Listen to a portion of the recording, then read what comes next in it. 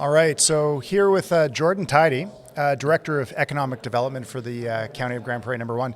And so Jordan, of course, we're talking about Work NW Alberta, where of course lots of resources and supports for employers that are trying to recruit, lots of information and resources for job seekers to let them know about the opportunities in the region. But you work a little bit on the technical side as well, kind of gathering all of this data that helps recruiters maybe in the HR department make sense of, if we're looking for this type of talent, where would we find them across the region, and sort of just really the data side of economic development and recruitment. Talk a little bit about some of the portals you've developed. Right. Well, the main data one is called the E-Impact Dashboard. We're actually the first region in Canada to be using this platform.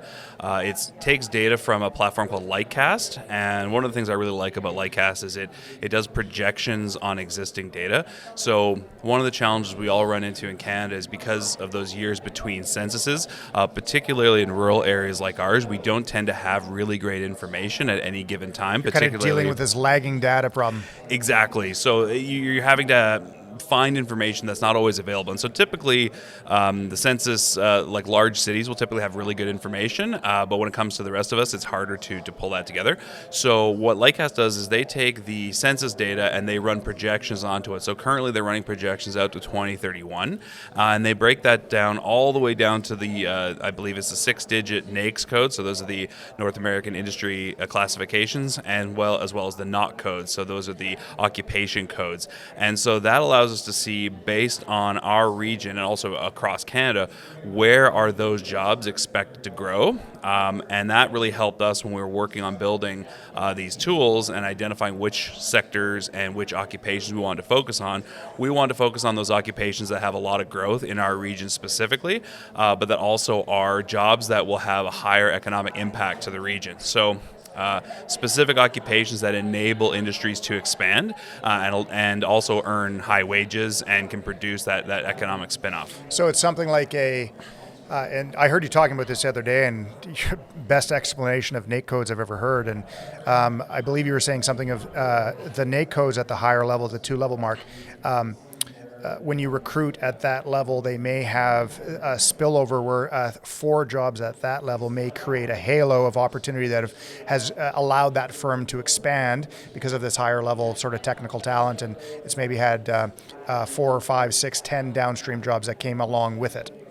Right, and that's the so the lower the number. So the NAICS codes that start with a 1. So those are under agriculture, forestry, and mining. So those are just those very base level industries where you're extracting that raw resource, and then of course there's all that impact that goes into it. So farms fall into that, but then they're producing their goods. The goods move on through transportation to facilities for warehousing and storage. They go through manufacturing, and they go all the way down to the retail stores. So you see how products can create economic multipliers as they move through that process. And that is the same with forestry, it's the same with energy. It's like anywhere where you're extracting or developing that primary resource. And again, our region, with our key 3 sectors being energy, agriculture, and forestry, they play a huge role in that space. So supporting those industries specifically with the occupations that they need, that's really the focus of a lot of what Work Northwest has been trying to do. Yeah, and I think you would agree that to the extent that a job recruiter at an organization is data-centric, that's going to serve them well. So maybe give some pragmatic examples. If I'm a recruiter and I'm kind of look at the data and I can see that within this industry, within the region, there's this much projection of recruitment of talent that's going to be required, but they look adjacent to another industry that has higher numbers of recruitment, to a certain degree that represents their competition and how they're going to have to vie for the same talent pool. Mm-hmm. And so, that's just one example, but pragmatically, from your perspective, when you're talking to a recruiter at a large organization, how do you talk about making this data actionable for them?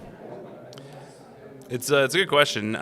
So one of the things we really try to do with having this sort of information available ties into working directly with the post-secondary institutions, because if we can identify which specific skills and which specific occupations the companies here need the most, we can work with our post-secondaries to develop programming that addresses that issue specifically. So what other communities have done, and it's easier when you have like one large employer where you develop programming at an institution specifically for them to train the workforce that they need directly. So and like create that healthcare at pipeline. NWP maybe?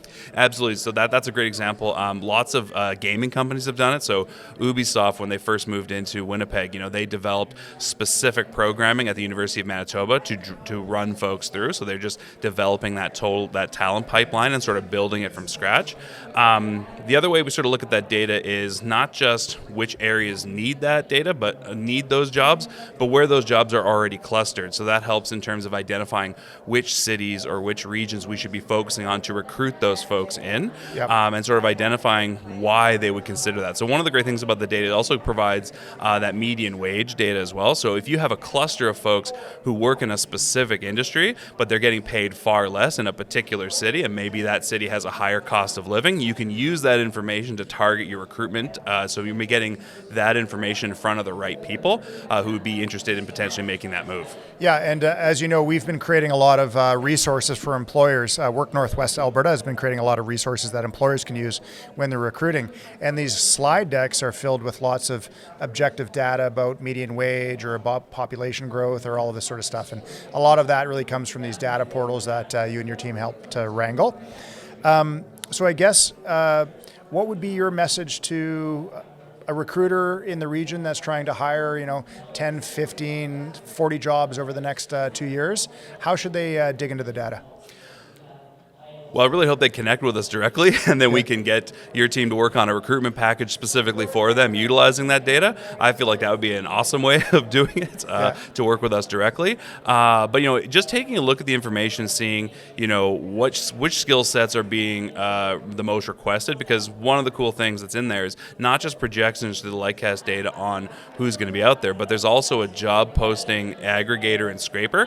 So it identifies who's posting jobs, how many jobs they're posting, the specific skills that were identified within that, and that helps us identify gaps. So if a recruiter is here in our region trying to recruit those specific folks and they're not having any luck doing that, looking at that information will help them see, is this an issue that other industries are facing, or is this something that's more unique to your specific area? And then what we'll try to do through Work NW is provide a package and then the data that identifies which areas they should be focusing and trying to bring those folks in. Yeah, and I think you said it perfectly there, Jordan. It's almost like reach out and, you'll help to interpret the data, make sure they're pointed in the right direction, some wayfinding through the various programs, grants, whether it's work integrated learning or getting them the right data and resources to be successful in their recruitment and outreach campaigns. So Jordan Tidey from the County of Grande Prairie, number one, thanks for taking the time.